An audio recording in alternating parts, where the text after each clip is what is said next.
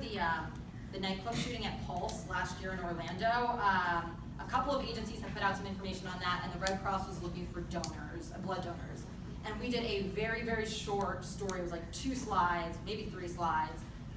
One was like, here's where you, if you were in the area, you can like report that you were okay. Here's where you can find blood donation information, and here's the latest information from local officials.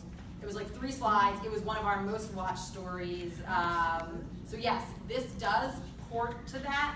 I think you have to be very careful how you approach it, because like we didn't put the ducks in that one. We didn't put like stupid emojis in that one. That one was just like text on a screen with the call to action for like where you were. So I think it can do both. I think you just have to be very careful with how you approach like the crisis communication piece on a platform like this. Yes. Do you use media monitoring software in case your stories are being talked about with media? Yeah. So I'd be curious what you do use. So we use a tool called Cision, which monitors like clips and media pickup, and we have somebody on our staff who kind of keeps an eye on that. And I will say, because we're a small staff, it's not something we are perfect at keeping on top of regularly. But yes, we do use that to keep an eye on that.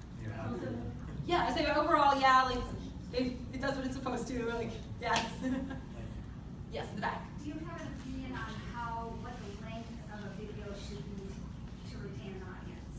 So I've seen we get a lot of drop off if we have. If it's too long, and I know that's so vague, but I think when you're planning on a storyboard, if you can kind of see like, ooh, my first 5 slides are really awesome, and then I think I at least can kind of see, oh, we're starting to like lose the story thread or the story flow, and maybe like slide 6 or 7, that's where we look to cut when we're planning. And I think it's different for every story and what you're trying to tell, so I think it's really hard for me to say, stick to only 5 slides or stick to like 7 slides, because I think it depends on what story you're trying to tell and how complex it is, because I've seen some that can be really great through like 10 slides, but it all depends. But timing-wise on a video, would you say less than 2 minutes? Yes, I would.